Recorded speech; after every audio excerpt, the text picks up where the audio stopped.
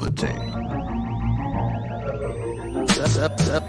So uncivilized.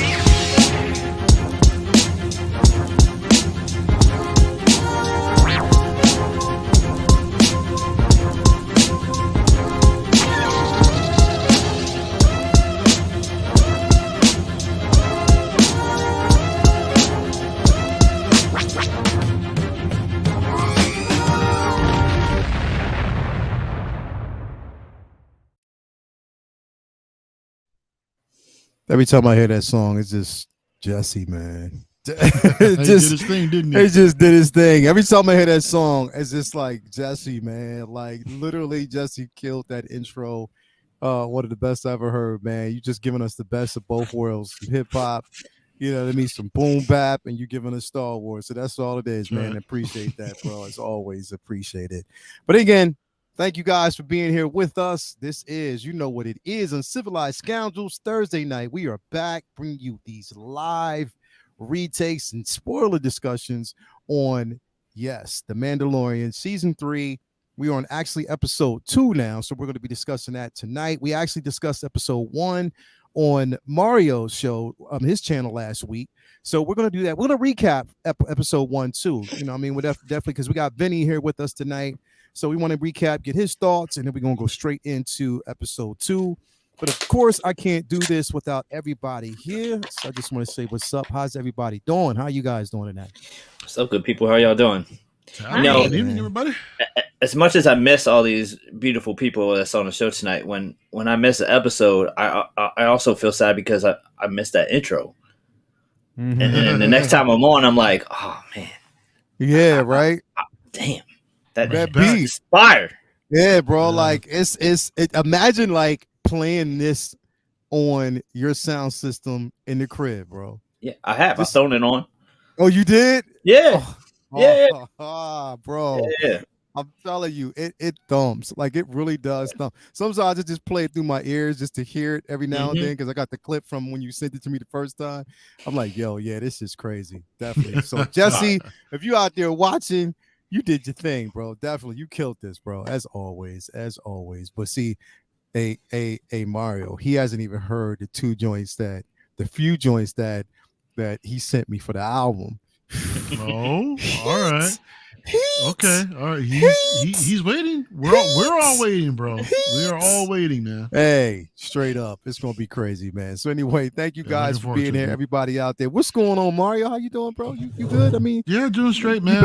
You well rested from your trip? I'm ready to go back, bro. You don't even know.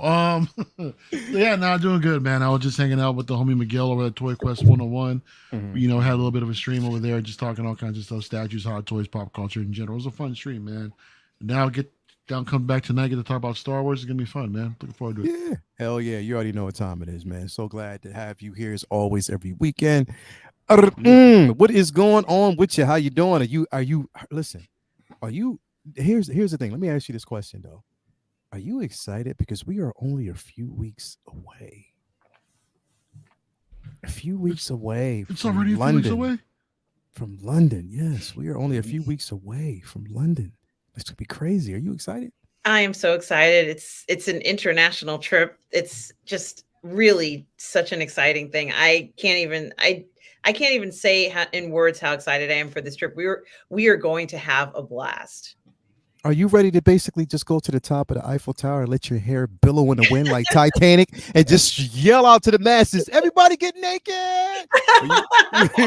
Yes, I am. It's going to be funny. So definitely thank you, man, as always, to have you here. It's going to be her new name is going to be International Incident. Yep, International Incident. International Incident. International Incident. Definitely. So thank you for being here as always, and thank you guys out there for being with us. It's going to be a great show. Got a few super chats. What's up? Hang on. I got a little somebody here. Wants to say hi real quick. Who you got? Come here. Who you got? There you go. There you go. What's up, Jesse? What's going on with you, brother? What's going on? What is going on, bro? What is it right here? It's right here. I'll get you. Come on, let me. Come on, bro. Come on. There you go. What's up with you, bro? How you doing, man? How you doing? What's going on? Keeping busy, man. You bet. Hey. Grown up things. Hey. You know what, Jesse? What I'm gonna do, bro? I'm gonna send you. Tell him I'm gonna send him the 2 tracks that we finished for the album. Turn my mic. I can't hear you. Hang on. I can't hear you guys. Man. Tell him, Mario. Tell him I'm gonna send him the 2 tracks, the tracks that are on the album, so he can listen to them. So he gets the first dibs. Oh shit! I just put it on the stream. He said he's gonna send you the 2 tracks that you did on the album, dude. So you can hear it first. I gotta hear it. Yo, wait till you hear it. Wait, bro. When you hear Never, bro, man, like Vinny, Never's the new hip hop anthem, bro. I'm telling you right now, bro. Like Never is the new hip hop anthem, bro. That one. Wait, it's gonna be crazy. I'm telling you, Jesse. Send them tonight. I've been dying to hear them, man. As a matter of fact, I will, because they're on my phone. I'll send them to you tonight. I'll get them to you. Okay. I'll get them to you tonight, and you can rock. Because I sent you a little man. teaser, but you didn't send. You didn't hear everything. So I know you cooking. I know you cooking. He knows so. he knows you're in the lab. So yeah, I know you cooking. Give them to me. Give them to me. Give them to me. Because we is ready. All right, man. Thank you for being here, bro, as always. And thank you for stopping through. Everybody, if you haven't heard the top of so the guy who was responsible for the opening track of the entire of this show is this guy right here, Jesse. That's Jesse. He is the one who produced the track that you hear at the top of the show, the intro music for the top of the show. Shout out to Jesse. Jesse did his thing. He killed it. Definitely. It's fire, bro. It is fire. They love the tracks, though, man. Hell yeah. Hell yeah. Definitely love the track. I had a blast making them, man, and can't wait to hear what you guys did. Yeah, single songwriters like excellent tune. Definitely. Did you guys play them already? No. Just the opening track. The opening. We got Rock'n'Ma Chris was like, that beat is fire. How much? Man. So definitely, bro. That was a personal favorite. Yeah, bro. You already know. You got. How hard is that lightsaber kicking in on the drop? Right. Yo, it's a badass track. Blitz 0065. I'm glad you guys like it, man. Hell, man, you got everybody out there loving it, bro. They love it, bro. They definitely love it, man. So yeah, you already know. All right, y'all make his head swell, man. All right, he's got to go. Yeah, he's like, ow, I'll catch you guys. Ow, lady, get off my back. Get off my back. Get all the ladies off my back. Good seeing you guys. Take care. All right, bro. All right, man. Be with you. No doubt, man. Yes, sir. Yeah, thank you for being here as always. So that's Jesse. That's my little bro. Definitely, always. Definitely. I should have told him that. You know what? As a matter of fact, I'm going to talk to him and be like, yo, can you give me an N1 Starfighter track? But anyway. Don't even do that. Give me an N1 Starfighter track. I want to hear the sound and everything. Nabunta Eve, all that. Let's go.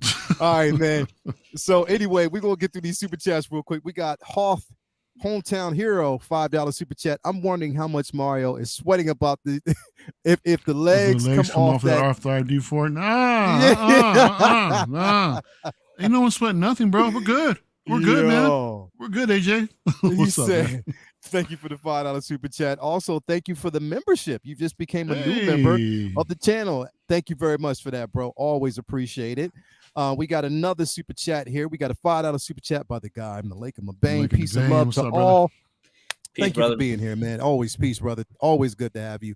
Let's see who else we got in here. We got Boba Fettuccine in the building. He said the M1 track ever come out either. Yep, that's right. Definitely. Track number N1. Yo, love it. Thank you for that singer-songwriter. We got Benjamin E. Green, the Hawk, coming through. Beautiful track indeed. We got Blitz. He said, badass track as always. Excellent tune, single songwriter. Who else we got here? Hometown and Heroes in the building. Definitely. AJ Agrusa coming through. Haha, hilarious. Let's see who else we got. Mark P in the building. Doing good. Just chill. Yeah, that's definitely good to have you here, man. We got Mr. What is that? Nogatron? Nogatron? Mr. Nogatron. There we go. Thank you for being here. We got Cal. He said, say it again. Let's go. Too damn hype. Yo, y'all. Ash Chase is in the building. Thank you for being here as always. And Ash Chase, make sure you're getting better too, brother. I think he's still, he's still dealing with some stuff from what I believe. But we're here for you, brother. As always, all day, every day, man. We want you to get better. Hopefully you get better soon and extra soon. Thank you for that. We got Amber May in the building. She said hi, Vincent. Vinny. Oh, hey, no, that's not Vinny. That's Vincent. That's Vincent, bro. That's a whole nother Vincent. person. She said Vincent. Hey, Amber May, if you can do this for me, say hi, Vincent. I'm a fan of your work. Please do that once, at least. Please do that once. I would love it. I would love it. Let's see who else we got. Says it all the time. All the time, never fails. Who else we got in the building? We got Malika. We got Chuck G is in the building. Thank you for being here. Mark P. We got Boba Fettuccine as always. Mary Sullivan is actually out there as well. We got Aaron Collects is in the building. Thank you for being here. And of course, Rockamon Chris in the building. Thank you for being here, brother. Who else have we got in here? Collectible Chats. Who else? We got Mario out there. We got McCoy Cultures in the building. Thank you for being here as always. Dude. We got Dark Wing Collections in the building. Thank you for being here. Renz Talentino, the great Renz Talentino's in here. Thank you for being here. AJ, of course. Who else do we have in here? And yes, Charlie the Unicorn. It was no accident that Bo-Katan and Din Djarin together found that mythosaur. Yes, we are going to get into that. Oh, spoiling off the top of the show already? Come on, Charlie. Charlie. Get into that. So Charlie the Unicorn doing his thing. Well, let's build up to it. You know, he wants to build up. We're going to definitely get into that. We're going to get into that. And we got also Latoya T in the building. My baby. My baby piece. What's going on? So, Toya. Definitely. What's going on? Thank you for being here as always, baby. And yes, we got Jan Michael Jameer in the building. Thank you for being here. As always. Hey, Jan, hope the little one's well, man.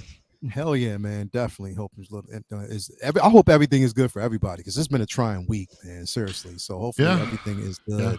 I know we good. I know we good, Mario. Anyway, we got 50 people in here watching so far. 51. Make sure you hit that like button if you haven't already. Future Fees in the building and 12-inch Moose Dream. The young man himself, man. Yes, man. Thank you for being here as always. And Charlie the Unicorn says spoilers. Sheesh. Definitely, man. You already know. So anyway, we're going to recap real quick because I know, Vinny, like I said, I mean, last week's show, we didn't get your thoughts because you weren't here, man. But what did you think about last week's episode, bro? Yeah, I might be the oddball on last week's episode, but last week's episode didn't quite hit like Mando usually hits for me. I felt like it was a little bit confused in what it had and wanted to do. I felt it was a little sillier than normal for a typical Mando episode. The that's using your headline with the statue on IG. That took me all the way out of it, especially considering like all the wars and bullets and bombs that droid's been through, and a statue from 2 feet up in the air like knocks him out. It was just not the greatest Star Wars content I've ever seen, but it was awesome seeing Mando back. I felt like they had to deal with the pressure of recapping the Book of Boba Fett stuff on this show for viewers who hadn't seen it. Like they didn't really go over why he got Grogu back. If you didn't know that, you wouldn't know why Grogu's back, but they made a point to drive home the theme of the season, which is, reclaiming his honor and, getting back in Armor's good graces and, dipping himself in the lakes of Minnetonka, So it was a little sloppy on that front. There was just like little ticky-tack things that usually don't bother me if it's just here and there, but it was just like a whole bunch of just like cute moments as opposed to some lot of badass or serious themes with some cute moments peppered in. It was like it was the opposite, it was almost like the intent was to have a cute episode, which felt a little out of place for being the first one. I don't quite understand the mechanics of his ship with Grogu able to just traverse back and forth underneath the cockpit like that. It just doesn't quite make sense, but okay. And then again, I touched on the IG-11, like him just being them using the actual, like I figured there would be no parts of IG-11 left, let alone them having half of his body, used as a statue.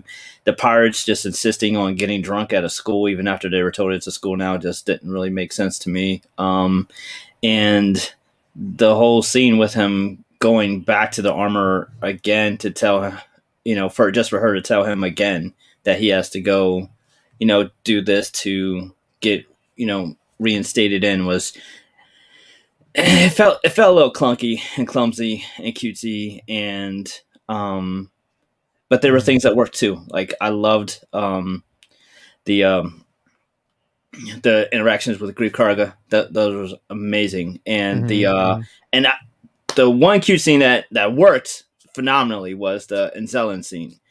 Like Grief translating clearly English to Mandalorian for 5 minutes was fucking hysterical. Yeah. Like, no work. He said it's not gonna work. It's like, yo, we can hear him. That shit was hilarious. yeah. So that was great. I like that. And it broke. Yeah, it was like, just you understand. Yeah. That was funny. So he's like, I got it. Yeah. I think I'm not quite sure.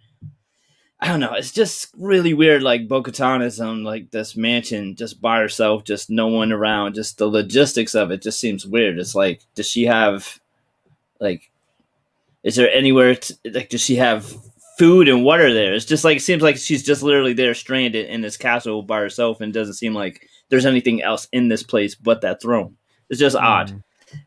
Just like really just things that wouldn't usually bother me in a regular Mandalorian episode where they put in something kind of cheesy for just like for fun. It just felt like that encapsulated the majority of the episode. So it was just kind of odd.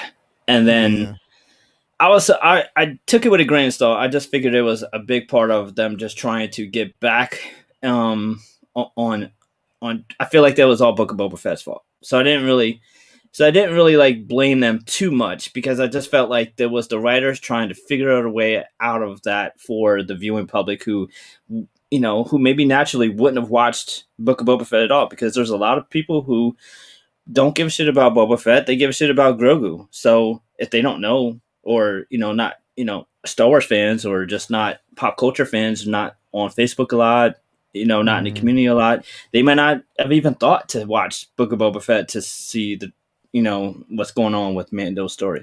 And this might be the first time they're seeing Mandalorian since season 2 and thinking, why the hell does he have Grogu back again? And why does he have to, what are we doing here? So this was a recap for them. And, so the good news is season 2 kind of like got right back on track.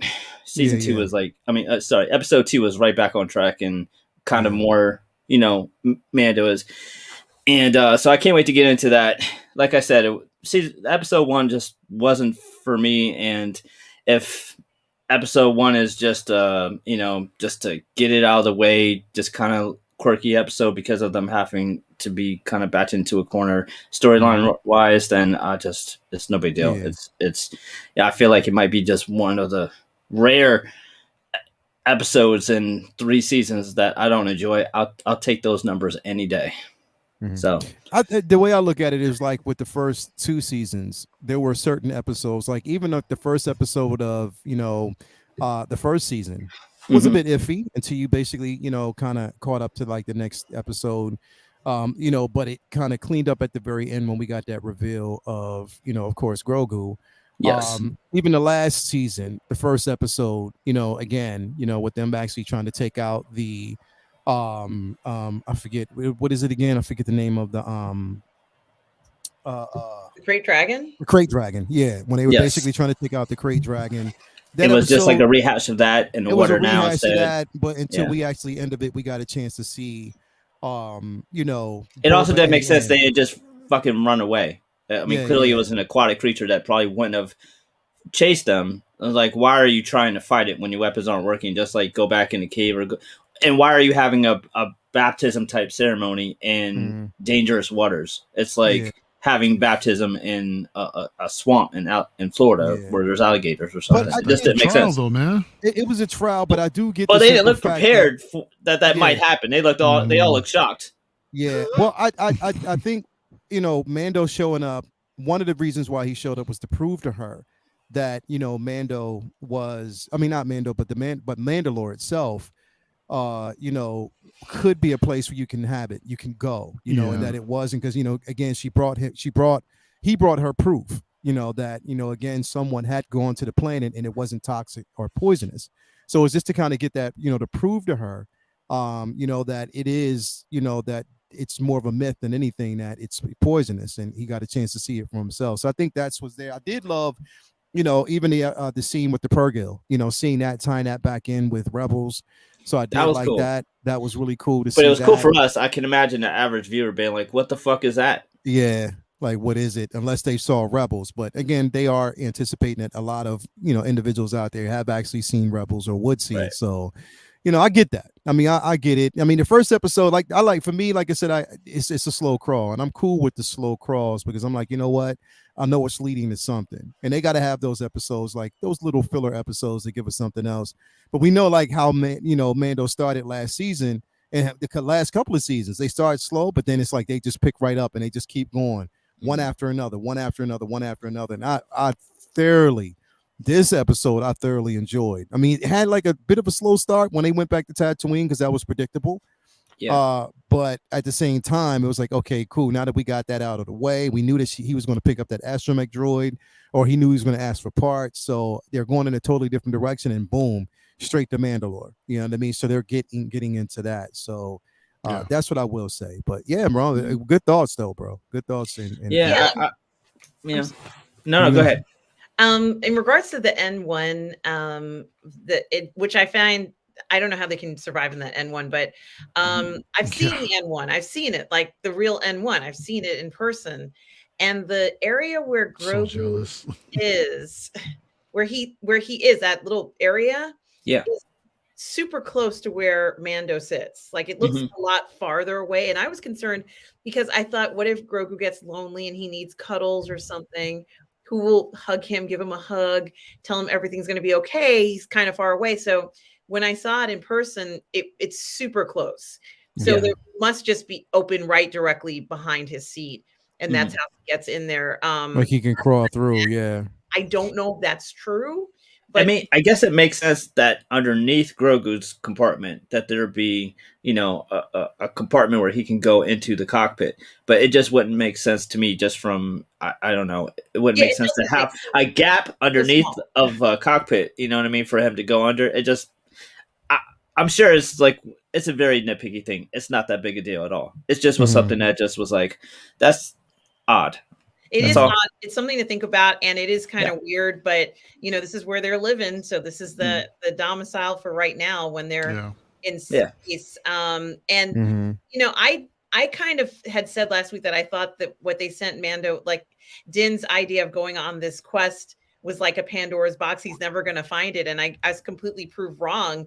Not only did he find it, but he found it in the same episode, and that, and of course the big reveal too. But I would have never guessed. I didn't think he was going to find it. I thought it was going to be just something that he'd never get and would never be able to kind of, apostate himself, if you will. Yes.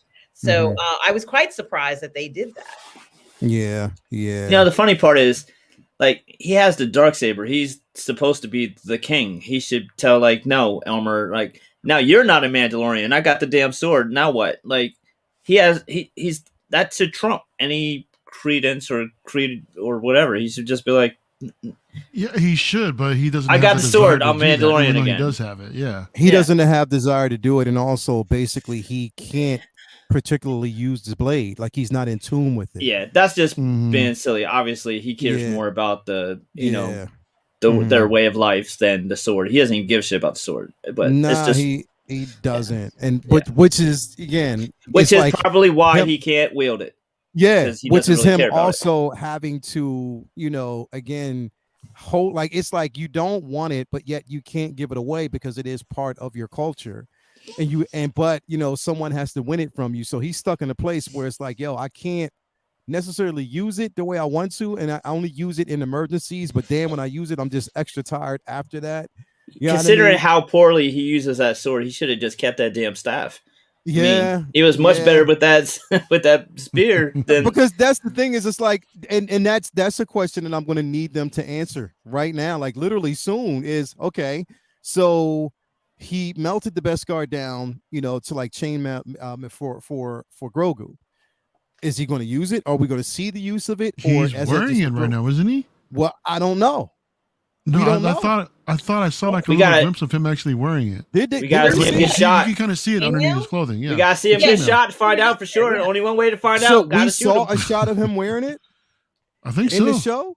I don't Yes, remember he's no. wearing it. He is wearing it in the show. He is. Okay. Okay, because I want Grogu's to. wearing the I haven't seen. Maybe I just missed it because I was He's- just wondering. It's Yeah. brief, like they show, and then you notice he's got a little bit of silver. Yeah, in his neck. on his collar, right? Yeah. Yeah. You gotta make and- it shinier. You gotta let that bling bling. Yeah. About the dark saber, I think that Mando, he lost that big ship which had a lot of weapons on it. Like he had a lot of weapons on Yeah. it. And now he has the N1. He doesn't have, as many things that are as cool as the dark saber. That thing looks cool. So when he wants to use it, It's but one of the reasons I'm sad the Razor's Crest is gone because it made like that was his house. But where is he living Exactly. now? You can't sleep Right. in that thing. no, he can't. Mhm. And to be honest with you, although the dark saber does look cool, there seems to be this weight. In addition to it being hard to use, there's this weight associated with it that I'm not fond of. Like I wouldn't want that. I just want a regular lightsaber where I don't have to worry about the entire weight of the shoulders of the Mandalorian culture and future on my shoulders. Right. As I start to pick up this thing, and that's what's getting at him is, oh boy, here I we thought go. you meant I the gotta start literal thinking weight. about the creed. Oh dear, But I think that's what it is. It's allegory. yeah, it is. And I Mhm. loved seeing Bo-Katan have absolutely no trouble whatsoever using. Of course, she's used it before. Like, Yeah, she's 20 had Yeah. it. She's possessed it. Yeah. So that was Which is crazy because when we think about it, like For her, it even was a lightsaber. yeah, but even when he fought, Moff Gideon seemed pretty handy with it. Like, Yeah. he wasn't tired by it. He was handling it like a beast. And it's like, in such a short amount of time. So it's just going to be interesting to see. A lot has to be really, really explained there. You know what I mean? I have a question is that I don't think the Mandalorian has had as much fighting experience even as Moff has had or Bo-Katan. I mean, those guys are warriors. Din can defend himself, but I don't think he's had that same background. I mean, am I wrong? He hasn't been in a war like they've been in, huge missions where they're fighting for years even. I think they have just so much more experience just even in weapons in general. Well, his background is more bounty hunting. He's been working for Grief Karga this whole time. That's where Bo was in the Clone Wars, and then after that, so she's definitely more seasoned than Din is already. Even Paz Vizsla had more experience with the sword when he was kind of challenging him, or he, because it's his family's heirloom, right, from Tara Vizsla. So, even he has a different look at the sword. Maybe he doesn't even want to be the ruler, but he needs that sword like as a family inheritance almost. It's interesting how everybody has a different perception of it. I think Din wants to be able to pull the sword out and be like, how you like me now, but I think that might be it right now. Maybe he can't even contemplate what it means to be a Mandalorian yet in this vast, it's not just Children of the Watch anymore. He's just finally gotten over the fact that there are other clans and Children of the Watch aren't the only ones.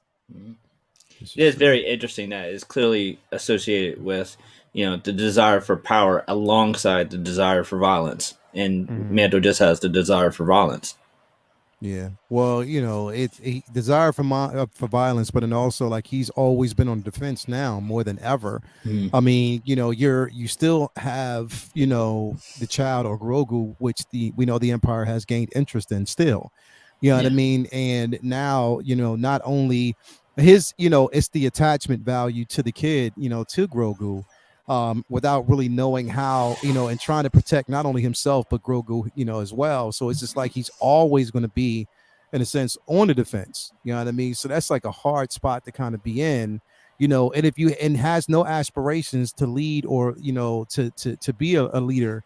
Or ahead of the Mandalorians, at this point, you know what I mean? It's totally different for him. Whereas we see with Bo, which we will talk about later on, we already know where, again, she lays the claim. She's an heiress, you know what I mean? Definitely a princess. So again, she has that claim and she's the rightful heir. You know what I mean? So again, it's a lot to be I think there's going to be a lot to be unpacked with this. But what we're going to do now is we're going to jump into again, we're going to talk about the most recent episode 2.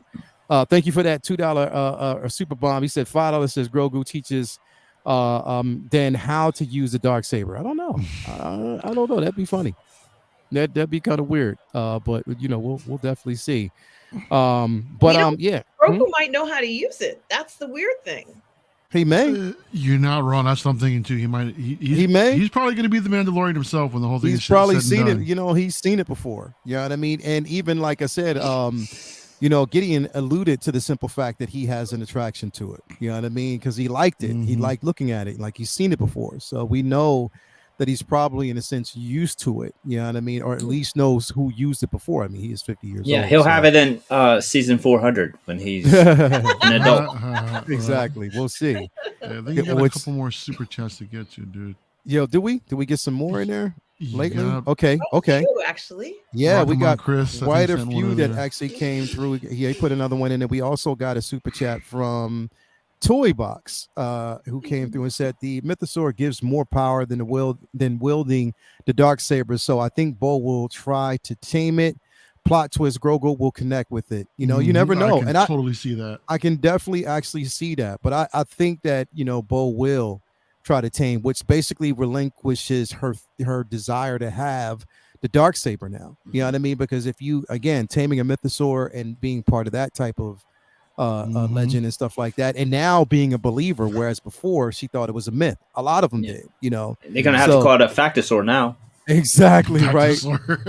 Exactly. So again, we're going to kind of dive in it. So we start with episode 2. Again, back to Tatooine. What is it? Is it Peli? Let me see here. Pelimoto. We actually see him. We actually and here's the thing. It's about this particular scene. I love that we are going back. Again, a bit to at the beginnings to Tatooine, and also Boonta Eve, which is basically harkening back to Phantom Menace, the whole pod racing, and we see it just the way we saw it before, which I love. I love that they, like this, you see like some of the, pod races going through the entire time. So, I love that. I thought Boonta Eve was like an actual place. When Anakin first described it, I didn't think of it as like an event. What's going on right now. I guess the whole the Boonta event, or some sort of holiday or something that they're celebrating. Yeah, so I learned something the other night, something new, or was corrected after all these years. Yeah, and that's the thing. Like the references that were made, it did sound like it was a place. You know what I mean? But to find out that it's a holiday celebrating a hut. Boonta was basically a hut who they said ascended to godlyhood.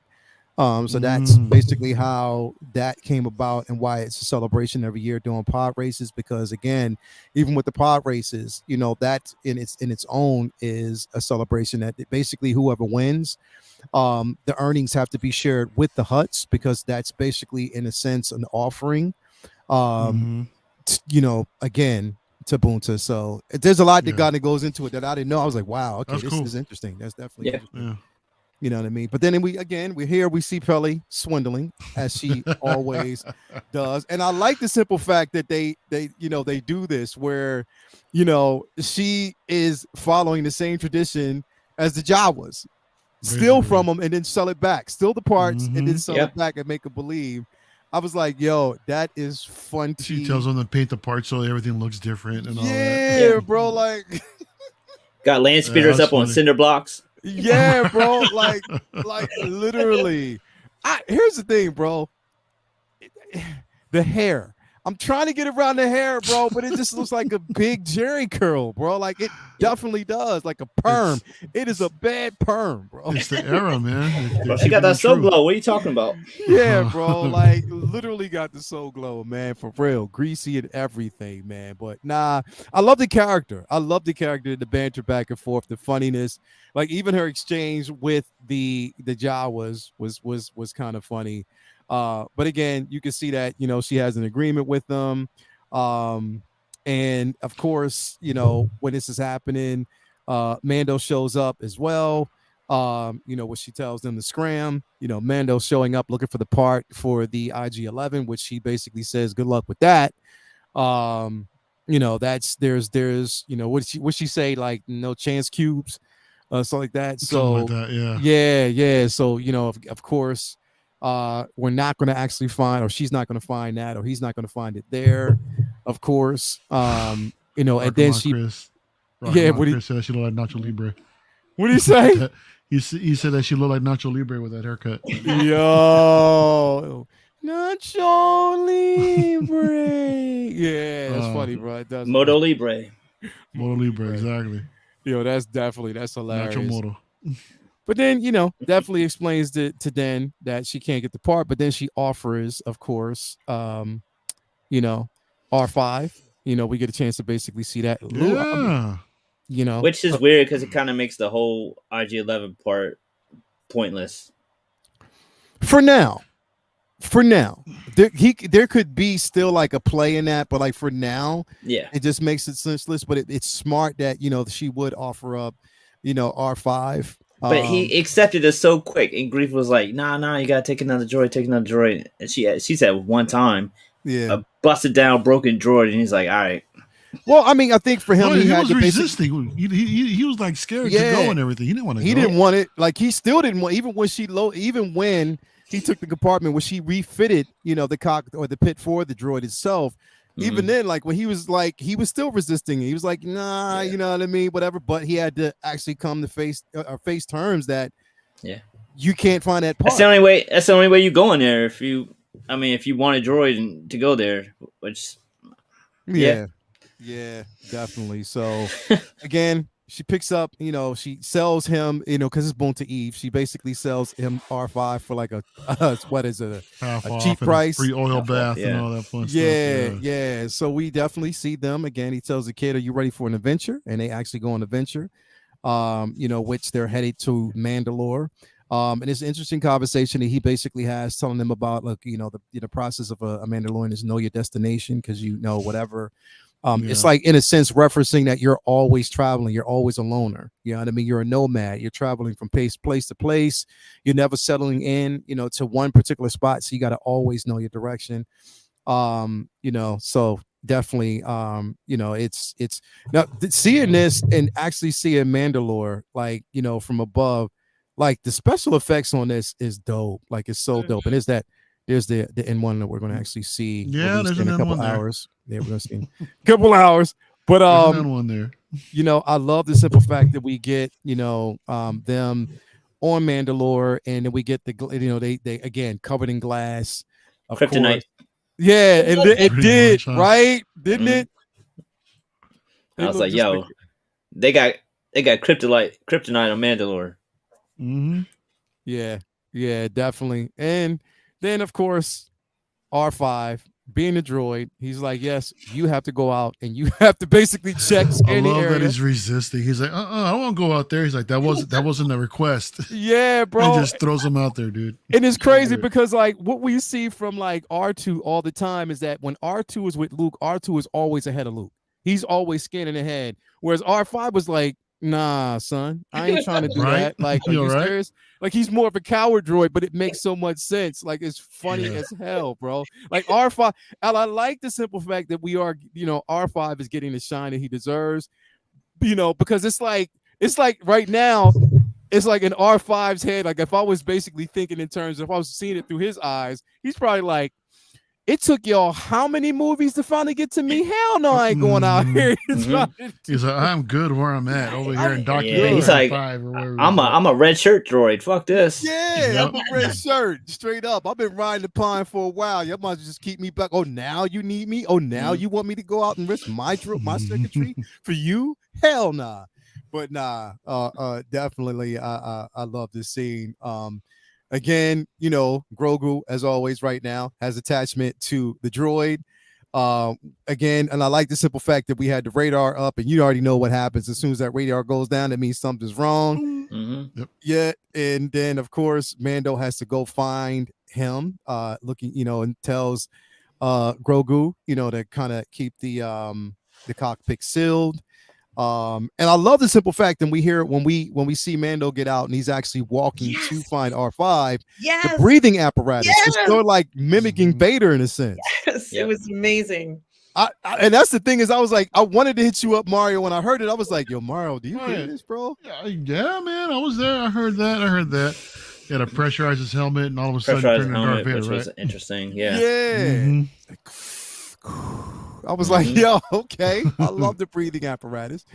Anyway, he gets into the tunnel, and basically finds, that, again, it's again we're seeing it's sort of like Mandalore has been sunk to like the bottom of an ocean or something like that. You know what I mean? Like the whole atmosphere being covered in glass and stuff like that is just definitely not the way it used to be. Cities are covered. You can see a vast city, underground. It was beautiful. Yeah, definitely. But then he gets attacked by, I forget the name of those things, man. I don't know. I think they were from the old Altimore. They look like they were from the old Land of the Lost show. That's the Morlocks. Yeah, it looked very Land of the Lost-ish. Yeah. And from the time machine. Yeah, was another one that it kind of looked like to me, but I'm on the wrong. It's weird because all the creatures and stuff now have the green eyes and a green tint, as if it really is poison, though. Yeah, definitely. And you see we'll get to that one shortly. Once he has to fight the other character, but or when he gets captured, but you see that they're again, in a barren wasteland type of atmosphere. That's when they lay claim, because again, the planet right now is empty. You know what I mean? And it's almost like they were the original inhabitants of that planet. They're called Alamites. I'm sorry. Alamites. There we go. Alamites. I like the explanation that they were on the outskirts and then just decided to take back over, as opposed to just mutated people that were there before. Kind of like if we all died, you just see bears and deer in the city, because they would just retake it. Yeah, definitely. And we see him basically fighting the Alamites. Now again, it's part of me is okay, damn, these things are indestructible. He is shooting dead kill shots to the head and everything, and not one thing is piercing these things. Literally, they are indestructible. They had to have been mutated, man. Yeah, they definitely did, because they were coming strong. And again, him, picking up the dark saber to defend himself, he can barely use it. So again, he's not in tune with the kyber crystal, so of course he can't use it. He's not one with it, so we see that struggle back and forth. But he does manage to fend himself and fend them off, and kill them all. But also shout out to Lateef Crowder, man. He is incredible, bro. He's the one who is actually the stunt. Yes. He's wearing the suit whenever you see the actual capoeira stunts, fight scenes and stuff like that. That's him. So shout out to Lateef for doing his thing. But again, after he disperses, he finds R5. Now the thing is, it's when you find R5, bro, I'm like, okay, I didn't this is the part I didn't understand. The dot, or basically the radar went away because he got tipped over, but he was still functional.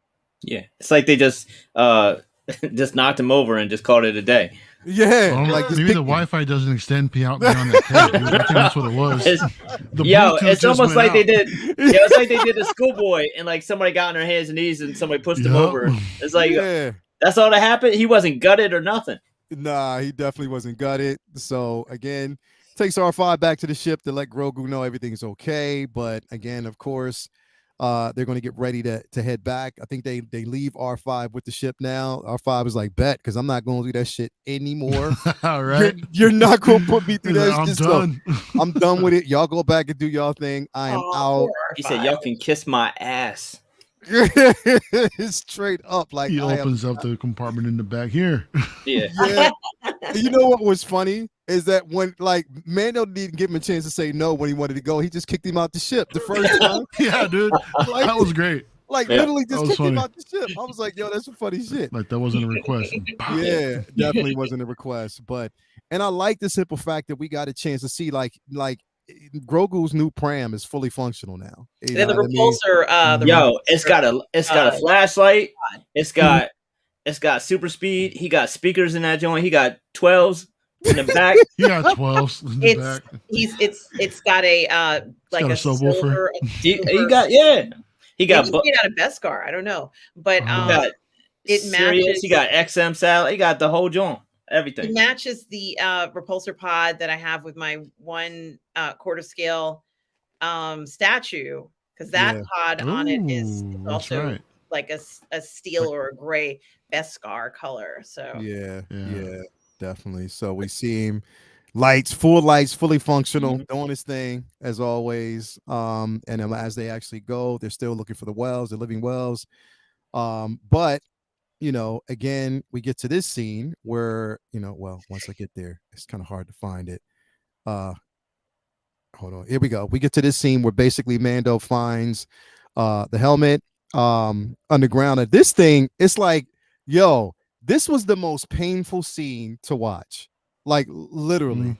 Because it's like, yo, he got engulfed super quick, and I didn't see that shit coming. It just happened super quick. Like he got engulfed by a Decepticon. So straight up, it was one of the Insecticons, bro. Like he got basically engulfed by one.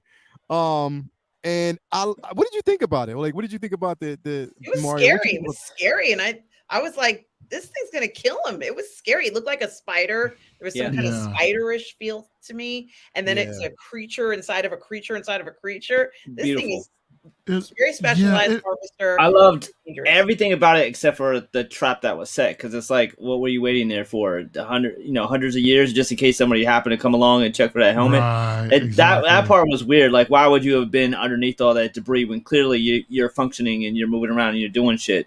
So it's not like it. I don't feel like he was dormant and Mando's presence activated it. I feel like he would just lay in the trap, and that was a complicated trap to lay because he wasn't visible at all.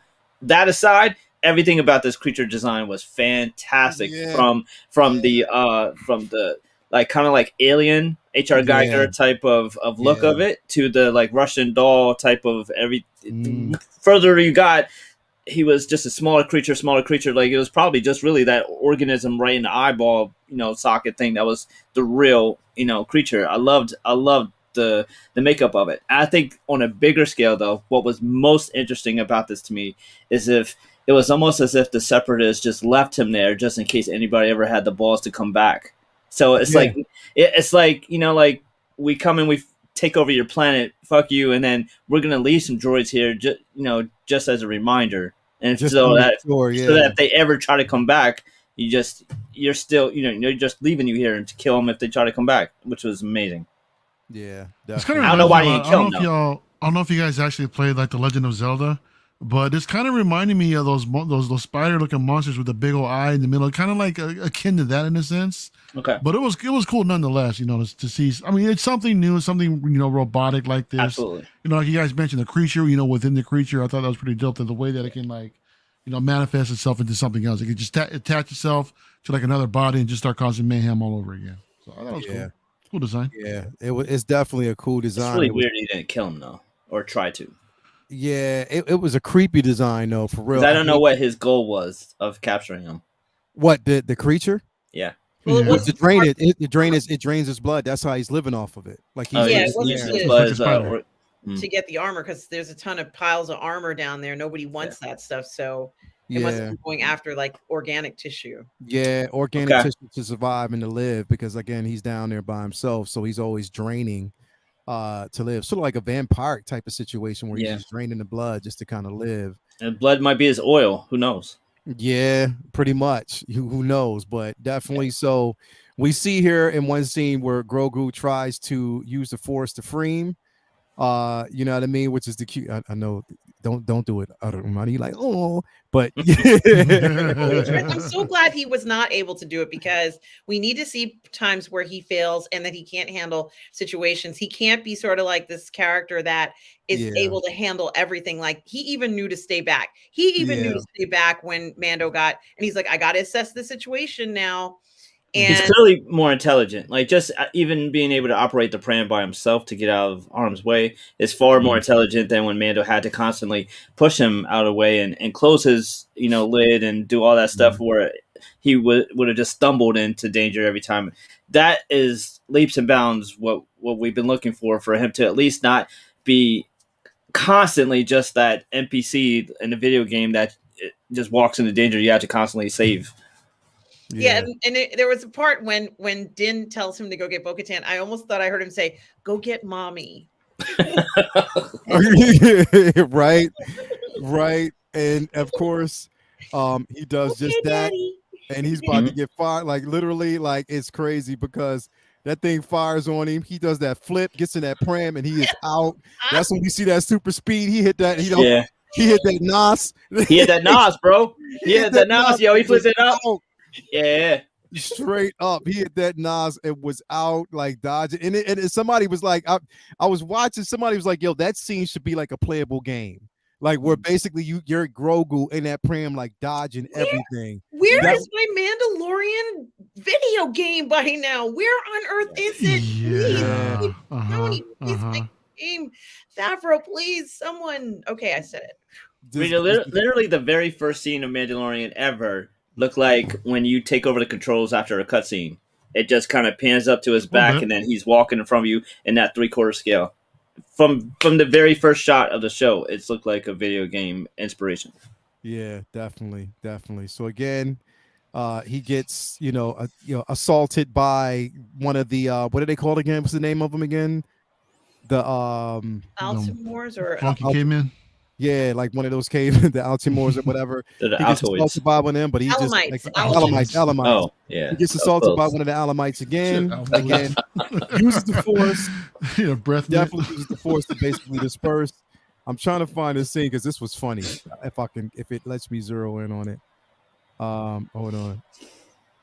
I'm trying to find it when he does that flip into the cockpit. I was dying. I was like, yo, he literally did a flip and was like, yo, pointed at the screen. He was like, yo, take me. Force jumping all the way. Yeah, like he was like, yo, take me here. And like, you know what I mean? Pointing. So definitely he knows. And again, like, you know, when I heard some people was like, well, how can he get it? Well, remember, start the even like one of the astromechs or the astro droids itself took him, you know, or like R2 was the one who took him brought him to Tatooine last time. So definitely they can pilot their co-pilots, and they basically made a point to specify that. And then of course, it's cool to see. It's cool to see actually Grogu like maturing a little bit, where he's more. He's not completely defenseless, you know, completely helpless, you know. So you see him actually maneuvering, he's matured in the Force a little bit and kind of fending for himself, you know. So you don't have to completely worry about him, but it's the worry's still there, but it's still good to see him progress. Yeah, definitely. So again, he goes back to find Bo-Katan. She's out there like, yo, let me get rid of him, thinking that it was going to be Mando in the cockpit. She finds Grogu, and she was like, you know, asked the droid to, you know, sync up with the navigation to find out where, you know, Mando was. But yo, her ship now, that joint is crazy. I love that ship, bro. I love that ship. It is a beast. Like, just to basically see her in it. You know, again, you know, for anybody who's actually watched Clone Wars, you know, the ship was there as well. And I love that they are harkening back to that. One thing I will say, I'm so glad that her hair is longer and it looks more natural and it fits her.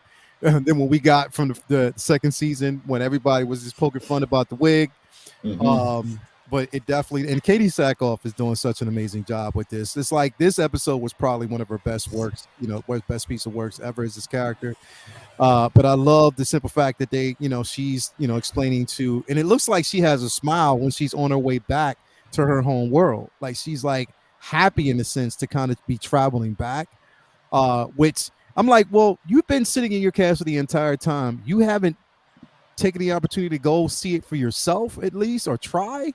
But you know, it is what it is. But anyway, they're heading back to, you know, free Mando, flying over. You know, she's giving him the history of her planet, you know, always saying that it was beautiful at one point, you know what I mean? And we basically see her getting out, telling Grogu, you have to show me where he is. And, you know, we see a bit of hesitation, but she looked at him like, yeah, fool, you gonna come with me. You coming with me. Ain't none of that. But again, she enters, you know, and they're having a conversation the entire time. You know, she's sort of giving history. She did say, you know what, I don't know how much your father told you about the Jedi, but, you know, again, you know, we used to, you know, we fought side the Jedi before. We had a kinship, we had a friendship. So she is harkening back to that, which again, it is something that we could probably see in future tense. You know what I mean? We might even see a Jedi fighting alongside the Mandalorian in future episodes. We don't know, or maybe they can actually go back. Here's my thing. So can I throw out a theory real quick? Yes. Yeah. Okay. Now, this is a hot toys theory for everybody that's basically out there, right? Everybody who's out there watching. Remember how we basically got, a few years back when they introduced General Kenobi, and we wanted that figure, but they held on it for a long period of time until just recently they released it for the 20th anniversary, or the 20th anniversary of Clone Wars. Do you think it's possible that this, surely off the statement that she made, that we could see some flashbacks Yeah. of Awesome. not only Obi-Wan, but even her sister? We have to, because there's no way to explain this backstory to everybody. In the Clone Wars, it was extensive, the amount of information we found out. And how do you explain Bo-Katan's approach to how she's going to rule and her history with her sister, which is quite controversial? They have to do something. They have to do something. Yeah, like they have to go back, and we have to have those conversations. Anyway, she lands, she continues to talk to Grogu until she basically suspects that there's some ish going on. So she pushes Grogu aside, inspects that the Alamites are plotting yet another attack. So again, she pushes Grogu and the Pram aside, and she is ready. Like, she is ready to go in. And when I say she goes in, we see here that Bo-Katan is highly, highly capable. Like, she is more capable. And I even put this up. I was like, yo, I see more badassery from her than an entire season of Book of Boba Fett. And I meant it. Like, I honestly meant it.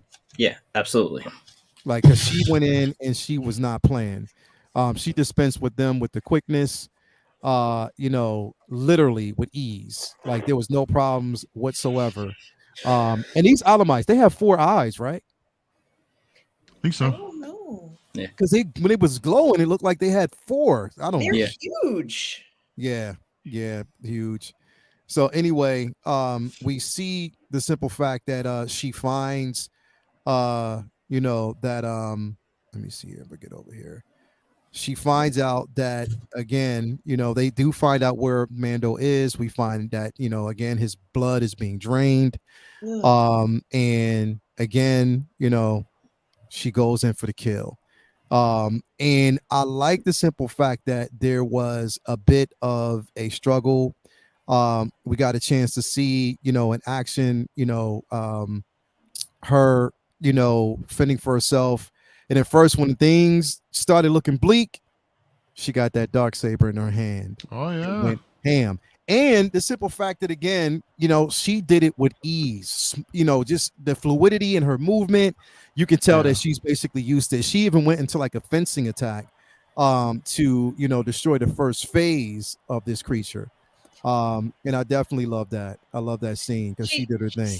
Had that one scene, I know you guys saw it, where she slid underneath him. She slid. Yeah. The saber, she kind of had it here, and she slid and just like sliced it. And I was like, oh God, that looks so cool. Yeah. It was just amazing.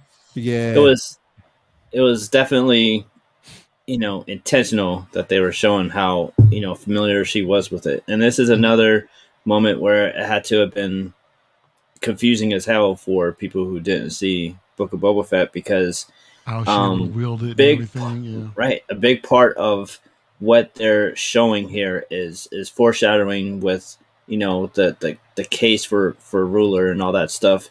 But for those who don't know what's going on with the sword, it just looks like, all right, here's Mando having to be saved twice, and Bo-Katan's getting way more busy with this sword that this warrior who's been a badass for 2 seasons of kicking everybody's ass is like, couldn't even pick the damn thing up barely. So it's really odd that whole, metaphor for power that we've been talking about was touched on in Book of Boba Fett, and you'd have no idea what the hell's going on if you just seen him using it here. And there was no way that Din would have been able to convince her to go with him willingly. It had to be an emergency that brought her there and to help Din, because she just wasn't feeling it. I mean, she'd lost her, as I said, she lost her Mandalorian mojo in the last episode. She was sitting out there she's probably drinking cocktails all day. I told Elle she was just sitting there listening to Hurt by Johnny Cash for like months. Just eating bonbons and just watching that, she was just binging Netflix, just sitting on a chair doing nothing. I'm amazed she wasn't rusty.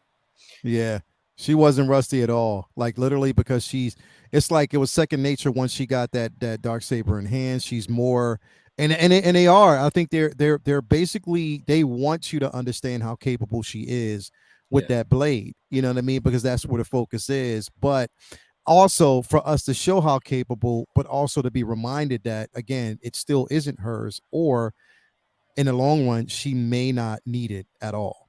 You know what I mean? So again, it's it was very interesting, but I love that scene. I watched this episode, I don't know how many times. Anyway, she frees Den and again gives him some of that soup. What was the name of it? Does anybody know what the name of the soup was again? Cog soup. Was it cog soup? Cog, P-O-G. Cog soup, yeah.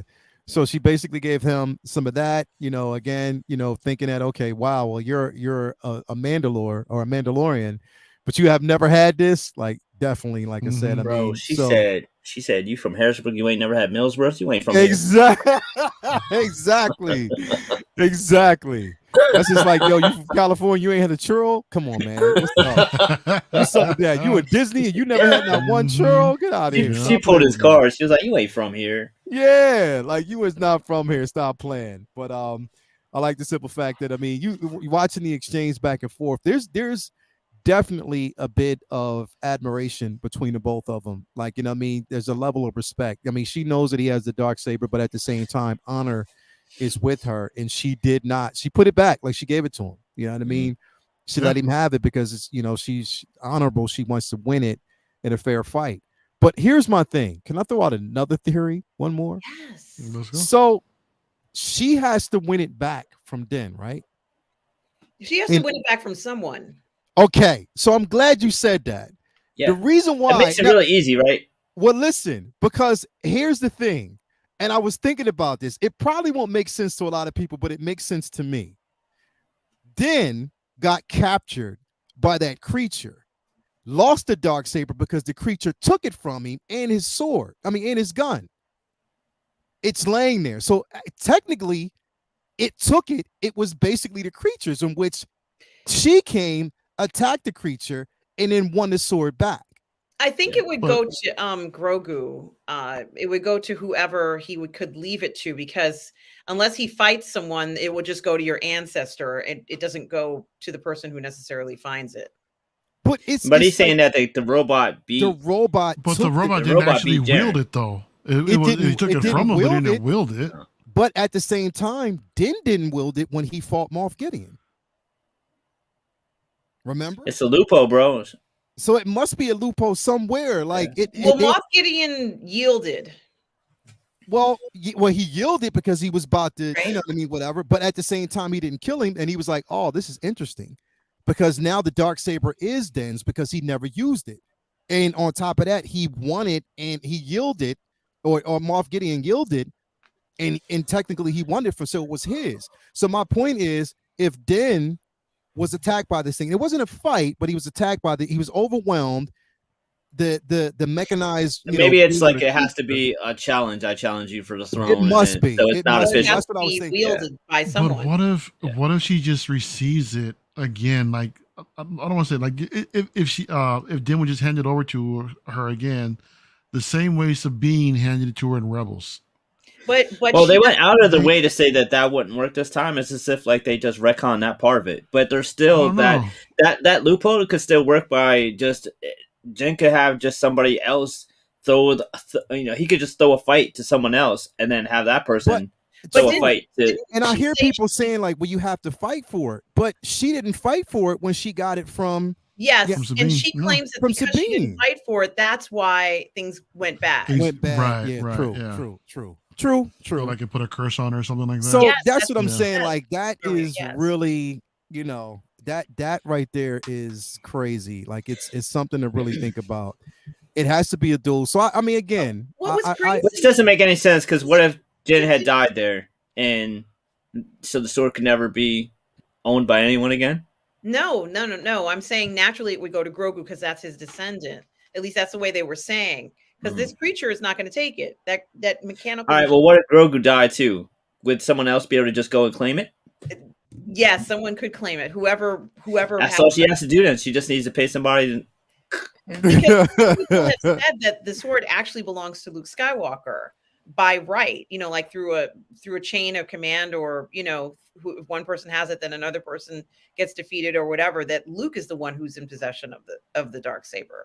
But I thought that because the Darksaber itself, which was created by Mandalore the Great, it was in his bloodline, or at least it had to Yes, be another Mandalorian. Yes, it's Tar Vizsla, and it would supposed Yeah. to go to Paz Vizsla, who's the one who feels the tightest connection to it as a Yeah. family heirloom, as something he feels is important for his family. Yeah, you're Yeah. right. So that's what I'm saying. Like this whole thing about this Darksaber, but we're finding, in which I'm sort of glad once we get to that next scene, or the next couple scenes, we'll talk about it, because then But Lael and Yeah. everybody here, we did see she picked it up, she used it, and Mando has it back. Like she gave it back to him. She like was in it's honor. very funny. That's even funnier. Like from all of this is just kind of like, oh, well, you just used it and you gave it back to him.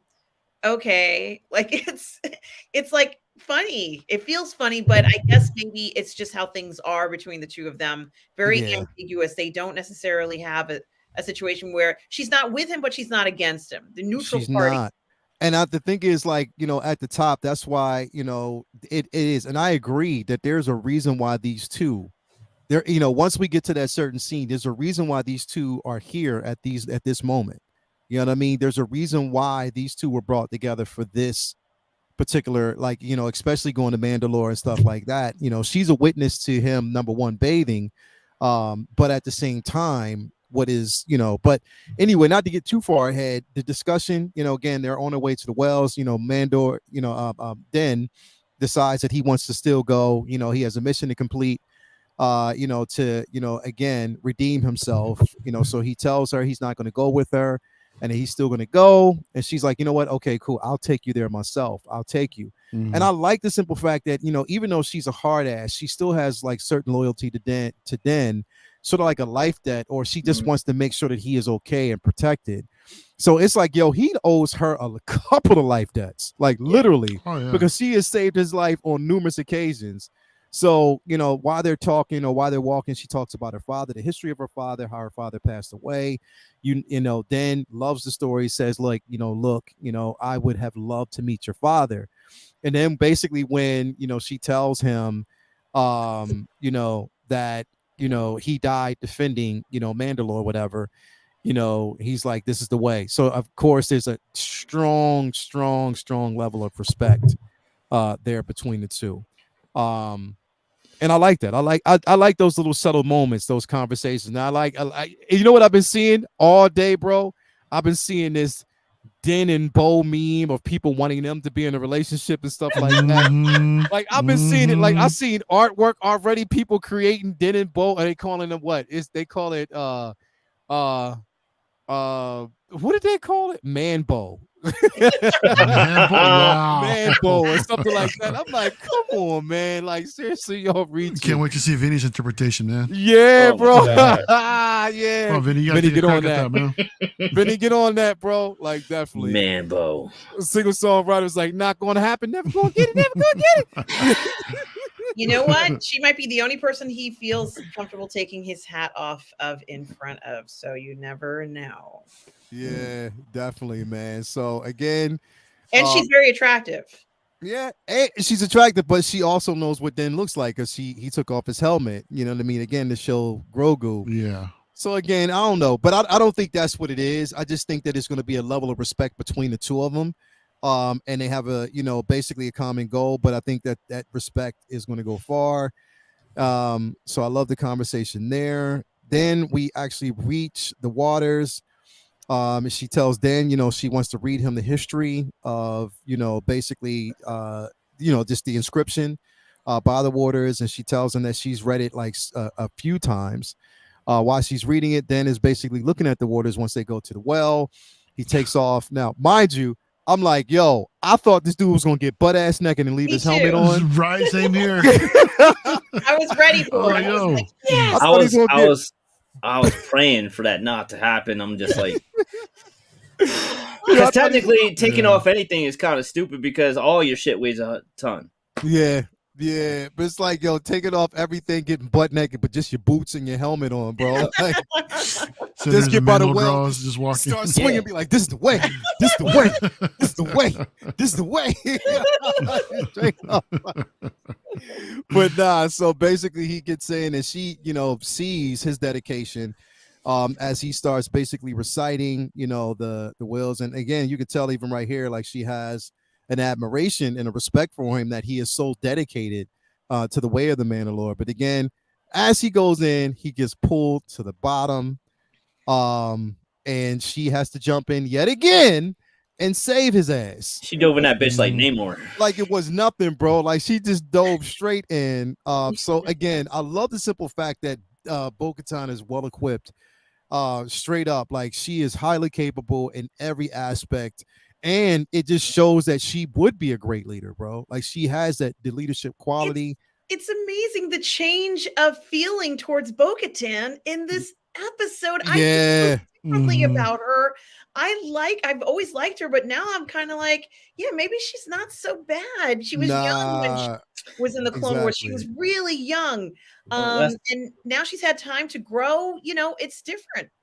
Yeah. Let the rest of the series play out, man. Then we'll see by the end of the season and see whether or not we'll be seeing the same story. right. My words. This scene made me eat my words a little bit from the first episode with how stupid it was to be baptized in predatory infested waters, considering, well, that's clearly what goes on in Mandalorian culture because they have a much bigger threat in these waters. Yeah. Called the living waters for nothing, man. Yeah, exactly. I know. All I know is, he better not ride that damn thing. Oh, it's gonna happen. You think? But I don't think it's going to be him. I literally don't think it's going to be him. That's yeah. They had Boba. They had Boba ride the Rancor. They're gonna have him ride the damn Mythosaur. But do you think it's going to be him or her? No, they're giving her shine here to set up his shine later. But here's the thing. She's the only one who's seen the Mythosaur right now. And the Mythosaur looked directly at her and did not attack at all. At all. I don't so know. It's hard to really say, bro, like how they're going to set this up. Because, again, every advantage, but at the same time, she's in tune with the blade. She basically is in tune with the Kyber crystal. Hence, also... It's just, again, it's just weird. I'm not. Here's the thing. You could be right. I'm not saying because the obvious is, and what we've actually led up to all of a sudden, all the way through here, is the simple fact that we've been following Den's journey. We would think that Den is the obvious choice, but at the same time, I think that we're looking at another Jon Snow scenario. That he's set up to be the king, set up to be the ruler, but he doesn't want it. That's so just the way. So they flip it to Arya, a la Bo-Katan, like something like that type of situation.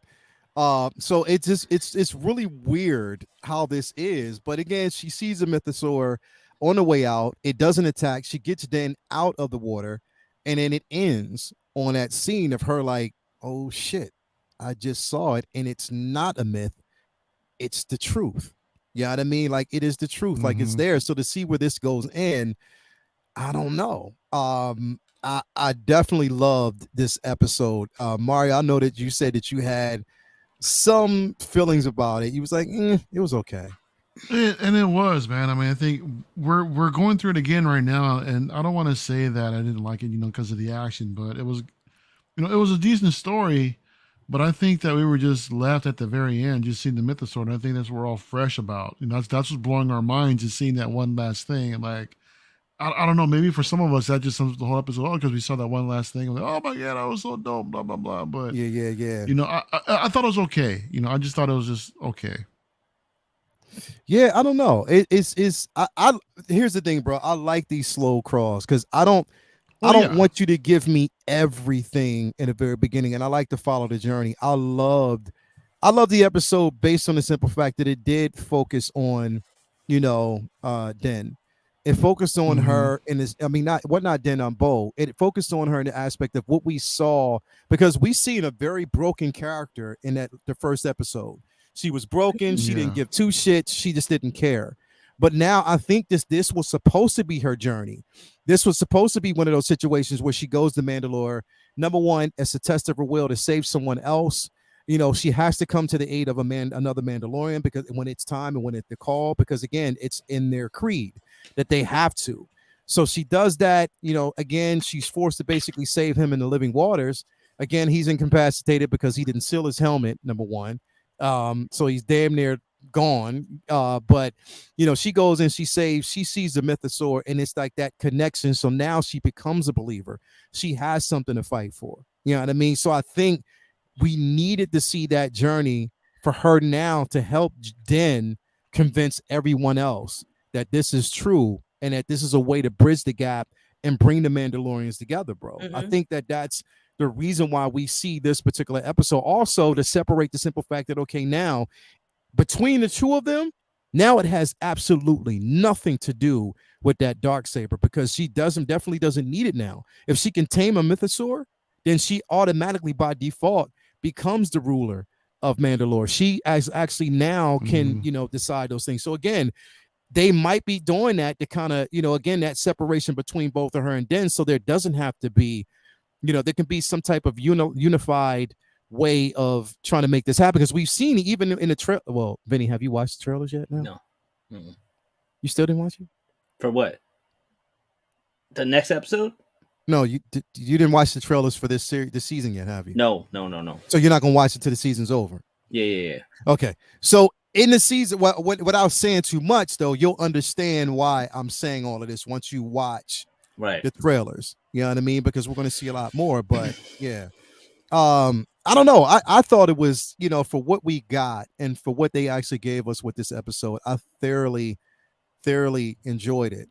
Because again, I just love the slow crawls. Because if you give me everything, then there's nothing that I can expect in the and I don't like things that are predictable because it was kind of very predictable. It was predictable in the very beginning where I knew that they were going to go to Tatooine. We called that last week. Like I knew they were going to go back to Tatooine looking for droid parts. Because that was the only way that we were going to get back there for him to get R5. I just didn't know what was going to happen next. And I love those pleasant surprises, though. I like that it didn't take the entire season for him to get to the damn water.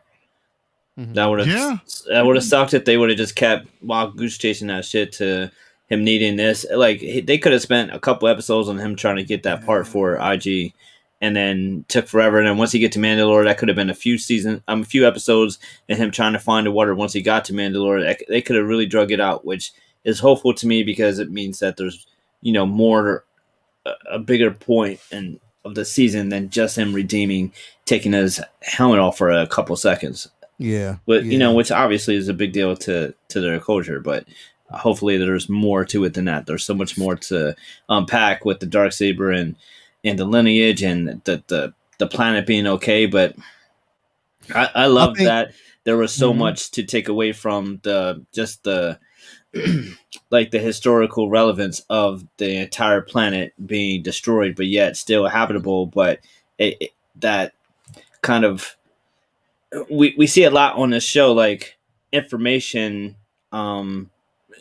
It's so odd. Like sometimes there's people who know everything like a regular civilization would, and sometimes stuff is myths or just rumors, and no one knows really what's going on. Like in how in the sequels they didn't really know for sure if Jedis were a real thing or just legend.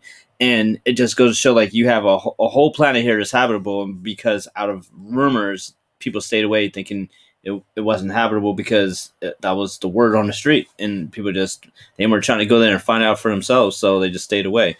And there could be so much more in this planet. They could literally go back. Yeah. Yeah. I don't know. Yeah, maybe because she's not with anybody. There's nobody who has her back why not join them and be part of what they're doing? They're part of the new generation. They don't necessarily want to be stuck in the old ways. Din is always saying that there are other clans out there, and he's realizing that, kind of hiding away with Children of the Watch may not be the future for Grogu. Right. Yeah. The Mark 7, good old Mark 7 in the building. He said, definitely thought he was going to take a whole season to get there. Yeah, I'm so glad he didn't. Yep. Crowned. I know what you were saying there, 8-Bit Flea. He said he's going to be crowned king of the Mandos, but he won't want it. That's what I'm saying. Like, he doesn't want that responsibility. That's not what he wants. Jon Snow.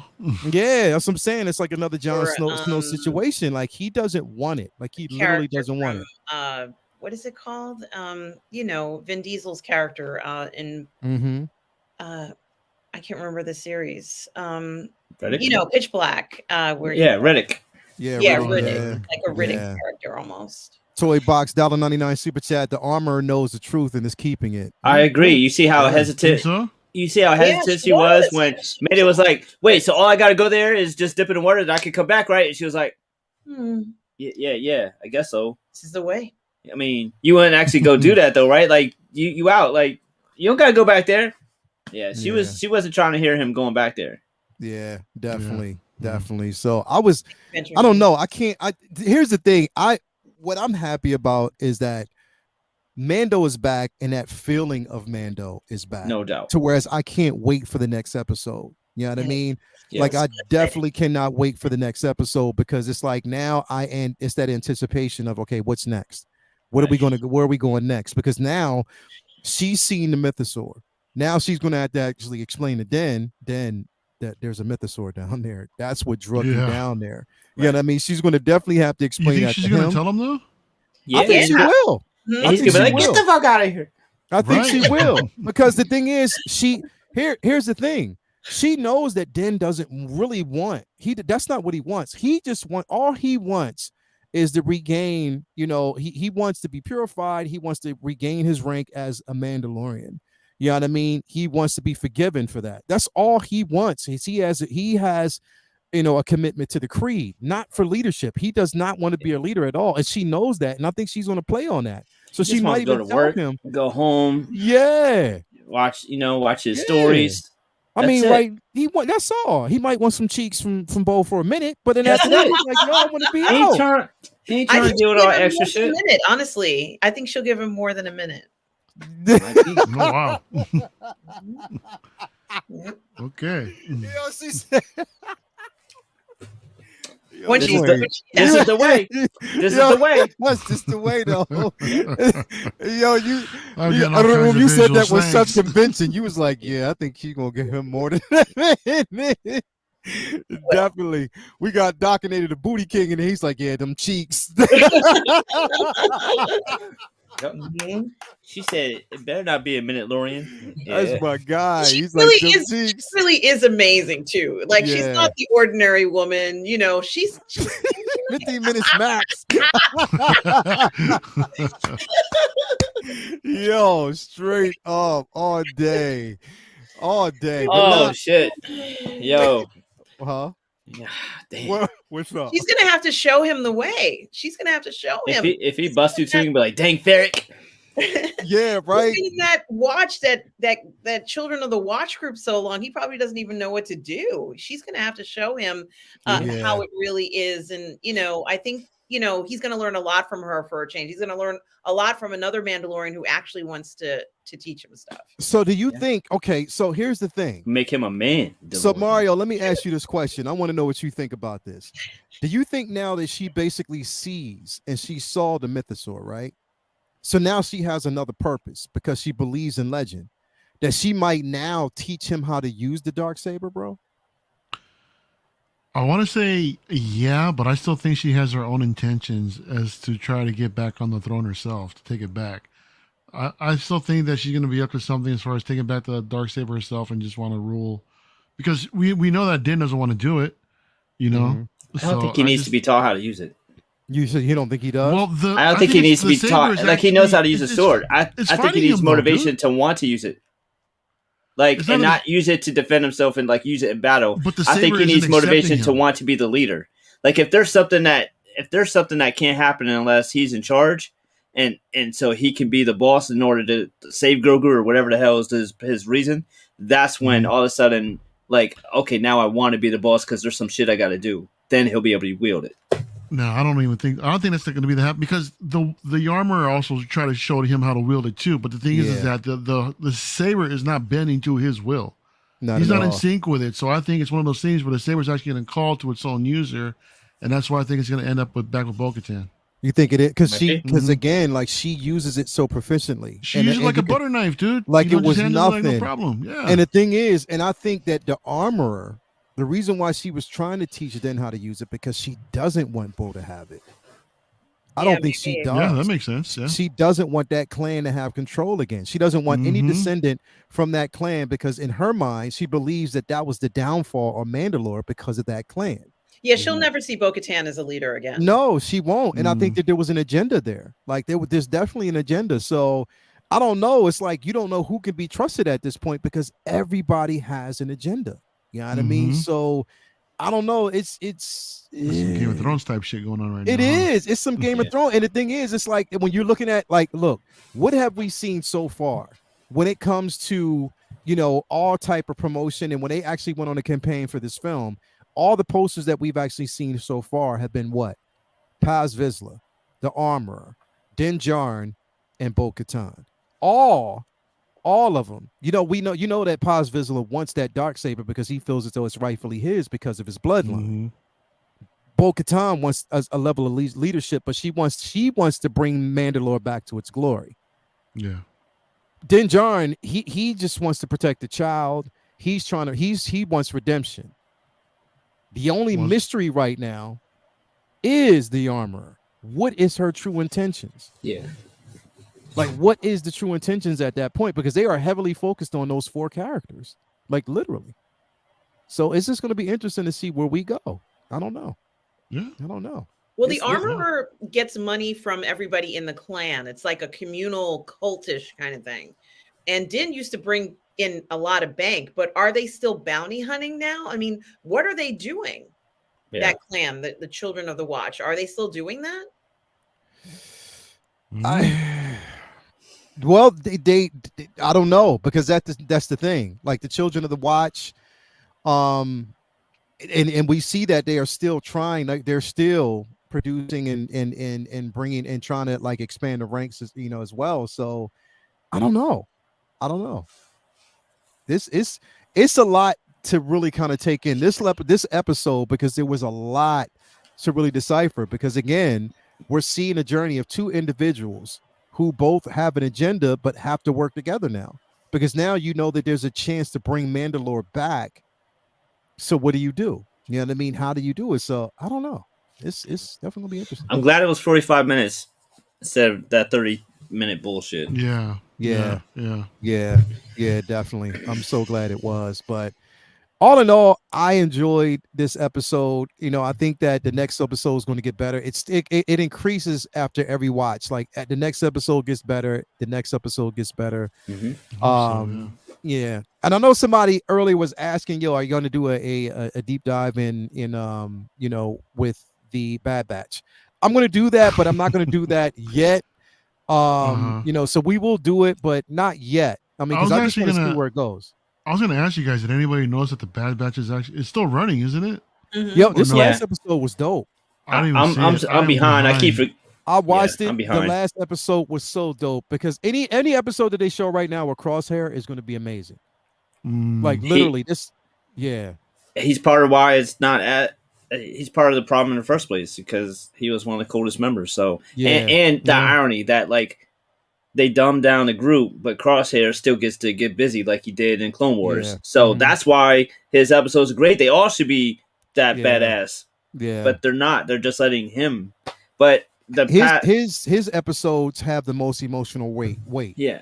Because we can feel that sense of loss, but also the sense of loyalty at the same time. Like he's loyal to the Empire. He's a loyal soldier. You know what I mean? He wants to he follows orders. But again, these last 2 episodes of him, you're starting to see a change. And this last episode It was so dope. It was All right. so I'll have to dope. catch up then. Yeah. Same here, man. It's so dope. You know I what's dope too definitely about the enjoyed it. Bad Batch? The fact that Hot Toys completed the team. They're all Yes. available now, so that's cool. Yes, that they completed the It's a team. rarity. They are all available, and I'm so glad that you brought that up because Oh, I'm so glad you brought that up because I'm what a extremely segue. excited. Yeah, definitely a good segue. I'm sorry. I'm so glad you did that because I'm so glad that you did because, again, we got 2 releases this week. Bad Batch figures, of course. Not 2 releases, but 2 reveals this week. And I'm extremely excited about it because, again, it shows that Hot Toys can take the initiative to do this if they want to. You know what I mean? They can start completing teams. And I'm so glad that, now, they're starting to give us, these figures that, that we thought that would sit in purgatory for a long period of time, not doing that. So, and on top of that, they're showing this, right? So that means there's a chance that we might see the M1. But before we get there, though, we're going to talk about these particular figures. Yes, we're going to talk about these figures. Of course, it is the Bad Batch. So we got Wrecker and Tech this week, which Yes, sir. again, bro, if you have, because I have, Hunter, I have Echo, and when Crosshair is released, I'll have that as well. So Whoa. definitely excited about that. Will we get an Omega figure? What you say? That's what I'm curious about too, Will because I we think get if an Omega figure? yeah, That's questionable, and I want them to. do you think but they'll release it by itself though, man? Because I thought they would put it with Wrecker. For Wrecker, right? Yeah. That's what I thought. Have they done any 1/6 children for anything in pop culture? Well, we got Luke Skywalker infant as a baby. We got that counts. I mean, we got Grogu. There's Yeah, but that's it, right? Yeah, I mean they done the Ugnaught, the Jawa, So they done some smaller figures too. Yeah, we got Okay. Wicket. So Yeah, it definitely seems like It's something that would have possible. been bundled with somebody else. yeah, I definitely agree with that. Yeah, so definitely, man. Like, this. Hopefully, they give us Omega because it makes so much sense if they did. I mean, I don't see why they wouldn't. So yeah, I'm hoping that we get that. Why are you doing this on my show, bro? Like literally, why are you doing this on my show, bro? Come on, man. Stop doing that shit, bro. Don't Yo, I'm just man. waiting for something you don't want nobody to see to pop up. We might have an incident. That Yo, might be it. like that's what I'm That's the saying. thing. Don't do this. I mean, because again, people don't understand. We're doing this live, so Late night. not my with the fault. Uncivilized Scoundrels. Exactly. But yeah. So let me see here. Yeah, let's see here. We're gonna bring up first off because I just got to kind of get out of that emotional Somebody rant. said I was Queel. yeah, straight up. Oh boy. I'm telling you, bro. Come on, stop. Anyway, let's pull this up really quick. Yeah, so here we go. We got Tech. A lot of people were saying, Yeah. like, yeah, this is dope, bro. This figure is Yeah, I incredible. love this design, man. I mean, the fact that Yeah. it's especially akin to the Biker Scout in a sense. Yeah, And bro. yeah, I love it when I first saw it, man. And I'm so happy that this is the one I was looking forward to the most. Yeah. I mean, you got the head sculpt, man. You got different display options with it. One of the things I was hoping for was that rock, man. They kind of teased it in those photos. I'm like, let us have the rock. That rock looks actually pretty dope, dude. So Yeah. I'm all in, man. I'm definitely all in on this set. Yeah. So that's what I'm saying, bro. Like this piece looks incredible. Again, all the here's what I like about these figures, bro. We get accessories, bro. Like we literally get accessories with these pieces. We get his goggles. The way the goggles fit in the helmet is incredible. I love that, bro. Like, the head sculpt, again, they all have their own distinctive look.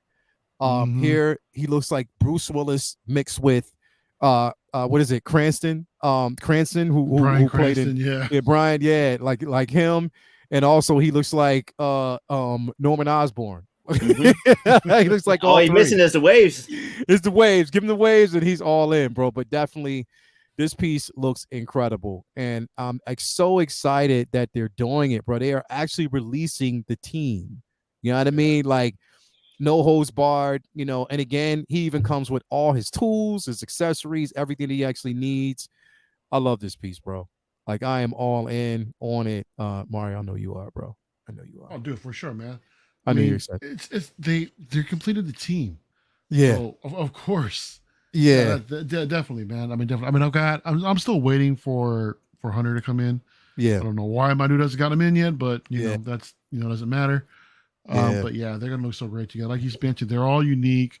You know, they all have their own distinctive look. They're not a common trooper. You know, Yeah. so this set will actually pop on the shelf really, really nicely. Yeah, definitely, bro.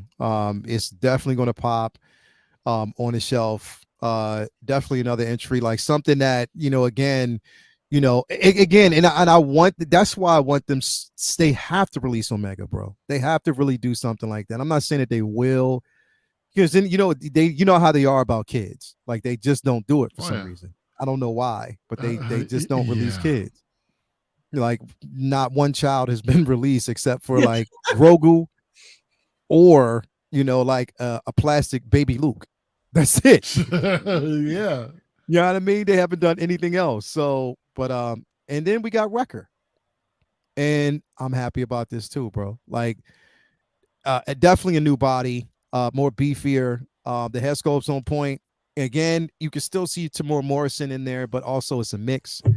The texture in that, the eye, everything with this figure is going to be dope. Like that entire team, bro, it looks incredible. 33 centimeters tall. What's up, bro? Go back to that head sculpt. I want to ask Vinny a question. Vinny, can you zoom into that head sculpt a little bit more? Hold on. I just want to see like around the eyes, around the mouth, around the nose. Oh, that's dope. Yeah. Do you see anybody else besides Tamora Morrison in the sculpt? Arnold Schwarzenegger. That's what I'm saying. Exactly. It's like Arnie, bro. Yeah. I see it. I just pointed out. Yeah. It looks just like Arnie, bro. Right there. I totally see it, man. I love the the eczema going on top of everything. Yeah, bro. You know? That's definitely, what's up. bro. Looks like Arnold Schwarzenegger. Yeah. Exactly. Definitely, bro. But this piece, yo, are you even interested in the Bad Batch? Nope. It's not Grogu. She's like, nah. That's a nah. I'm interested in Omega and Nala Se and the clone, I guess, makers and all that. So yeah, I guess I am. But I always thought that we were going to get Omega figure, and that I want the Omega figure. Yeah, Wreckernator. You to the chopper. Yeah, Vin Diesel. Somebody said I watched the Bad Batch. I have watched it. So yeah, it's definitely, like I said. I mean, the accessories that come with this. I mean, again, because he doesn't have many, but he's a brawler. So again, I like the simple fact that there's a respect with giving us, and their suits are so unique. Like this is some of the best designs, bro, ever. Like I truly love these designs that we get with these figures. So I can't wait. Is it just me, or do they look a little bit more gray than they are in the show? They do. Like the thing is, it's crazy. Like how Tech is the only one that stands out. Like he really stands out from the rest. Like literally, more like unique ones. Yeah, like really unique. He stands out from the rest.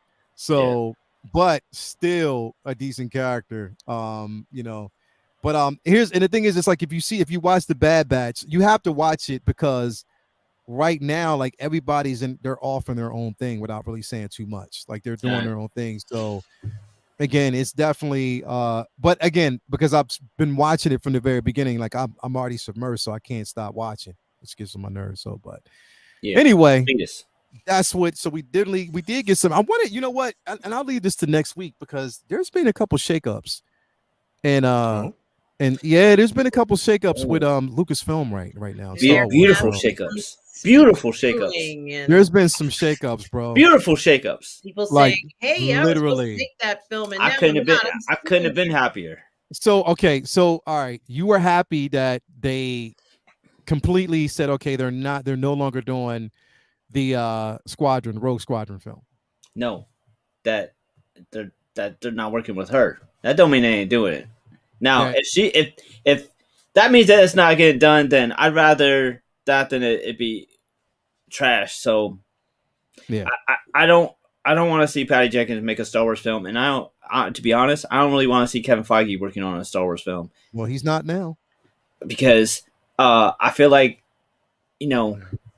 go take care of home. Like, Yep. he's got enough on his plate at Marvel, and I feel like there's definitely issues of consistency and quality going on over there. If he's about to deep dive into a Star Wars film, which may turn into a franchise or whatever, that makes what's going on at home even rockier. I want him to just focus on home. That's selfish, I'll admit that, but that's kind of how I feel about it. I'd rather him focus on that, and I don't really want Patty anywhere near any Star Wars projects. Like, put it on somebody who doesn't have any kind of question about their track record, and let them go knock it out of the park. Hopefully, Taika is next. Just bring in somebody who is stop playing games, though. That is the most important part. They instead of rumors and they're back on, they're back off, back on, back off. Start over, bring in people who and then actually get shit done when you got some shit actually in production. Then start telling us info. Mm-hmm. I don't know. I mean, who knows though? Because this is Kathleen Kennedy's last year. Like, all the more reason to be happy that they're out. Yeah, this is officially her last year. Mm-hmm. This is her last year. That announcement is coming soon. So there's going to be a change of the guard. We don't know how, but I think that what they might be doing, because it's now, mind you, the rumor is that we're supposed to get a movie announcement at Celebration, that they're going to announce a film at Celebration. We just don't know what film it's going to be. I myself do not want Taika Waititi anywhere near a film. He did good with episodes, but not a damn film. Hell no. Can't trust him. But it's going to be interesting to see what that is. The Mandalorian's bare cheeks? No, hell no. But then there's also a problem with The Acolyte. A producer that was actually there, who was brought in to help produce, was let go earlier on, and they said it was a breach of contract. So now she is suing Lucasfilms, or she's suing them right now. So there's a lawsuit going with that as well. So there's a lot of shit that's shaking up, that's going on over there, bro. It's just going to be interesting. I'm like, well, if this really Kathleen's last year, that's even more so that it was a good thing, because whoever they replace her with is going to come in and scrap all the shit that's going on anyway, except for the the Disney Plus shows that are Disney won't let them touch that. But if there's even a somewhat of a shaky start to Rogue Squadron, if they got rolling next year, so to say, and if somebody comes in, they'll just Zaslav that shit and say, nah, that's scrap, that's scrap, that's scrap. So why even start? Which sucks, because if they are bringing in somebody new next year, they're going to want to do a whole bunch of, retooling, but that might be a good thing. The shitty thing is, if they're waiting to make any moves until the new head comes in, that means that we won't see them say, okay, nah for this, but we're going to start the ball rolling on this. They're just not going to do shit until next year. So it means probably another 2-3 years of just Disney Plus for our Star Wars fix. And again, it's selfish, but it sucks. Yeah. I don't know. It just depends on where they're going to go with it, man. I mean, and I like making money, man. What the hell? They went from let's buy Star Wars and put out a movie every year to we're afraid to make a Star Wars film because we think it'll bomb. Yeah. While Mandalorian is one of the biggest IPs in entertainment. Mm-hmm. So it's not like people were burnt out of Star Wars. It's just as dumb as when Feige said, "Oh, people, we got to worry about quantity over quality because people are getting burnt out of superhero films just because people shit on Love and Thunder." No, make good ones and people will show up and spend billions. Mm-hmm. That's it. It's that people just want quality right now. It's not how many you make. We are not tired of Marvel quality movies. You give us. The world is not tired of superhero movies or Star Wars. They're tired of bad superhero movies and bad Star Wars. That's simple. Yeah. I don't know. We'll see, man. Hopefully they can kind of re-up and recoup and just do something better, because that's what we want. But anyway, Yep. everybody out there, thank you for tonight's show. It's been great. It's been a good one. It was great discussion. We will be back. Are we be back on your channel next week? Yeah, next Thursday we'll be back on my channel. Next Thursday we'll be back over there at Mario's channel for another episode of Uncivilized. It'll be episode 3 of Mandalorian. And that episode, I think, is basically called the Billowing Way. And in that episode, is going to be here and there. She's going to be doing the epilogue, and her hair's going to be billowing the entire time. Wait. So can't wait for that. But now, thank you so much, Vinny. What you got coming up, bro? Back to work, so I've just been getting busy with that, catching up on a bunch of reading and recouping. Took a break for like a week or so of art, but I have some new projects coming up. Had a con show a couple weeks ago. That was fun and success. Just gearing up for the next one that's coming up in June. So I'll be doing a bunch more stuff for that, and just looking forward to talking more Mando with you fine fellows. Definitely, man. So excited about that. If you haven't already, Vincent Dunn Art on Instagram. Definitely link to his store is there as well. So make sure you head on over there. Yep. And we'll be on Comic Book Talk with Friends on Monday nights as always. Yes. As always, will we be back on Monday to have that conversation? So I can't wait. Because there's a lot to cover on Monday. There's a lot to talk about definitely on Monday. What do you got going on? What's going on in your world? Well, guys, of course, you can find me here on the 1/6 Scale Man Network on Uncivilized Scoundrels talking Star Wars. And it's always a great night when we talk about Star Wars. But you can also find me on my channel, Positive Fandom, where I do all the parlay in the fandom with live watch parties. I'm doing an Oscar live watch party on Sunday. I've been doing live watch parties for The Last of Us, as well as The Mandalorian, and an after show after that. But you can also find me on the Bird Network, where I'm doing live watch parties for Picard Season 3 after shows as well. And of course, on our show with Lael, myself, and Rob on Midnight Musing. So please do check it out, guys. A lot going on. And thank you for the support, everybody. I just love to hear your thoughts. And what a great discussion tonight. Definitely a great discussion. Make sure that you have now already tuned in on the Bird Network, as well as Positive Fandom, Midnight Musing. I got to change that from Metal, because I miss the name Metal. I do miss Midnight Metal. Man. Maybe that we name can get back one of these days, Leo. Yeah, we got to get it back one of these days. But definitely make sure that you do so. El Profesoro, man, what's going on with you, bro? What you got coming up, man? Hey, man, thanks for hosting, bro, tonight. Tomorrow night, LWO. We're going to be on the Cisco Reviews channel, man, so that's always going to be a blast. You never know what kind of shenanigans we'll be up to. Friday night. Saturday night, Tales from the Dark Side. Be hanging out over there with Mafia, doing our thing over there. And yeah, that's pretty much it, man. So it's good times. Definitely. If you haven't already, make sure we will be back here next week on El Profesoro's channel. Yeah, that too. For another episode next of Thursday. of Uncivilized Scoundrels. So make sure you haven't. If you haven't already, become a member of the 1/6 Scale Man YouTube channel, also on Instagram and Twitter.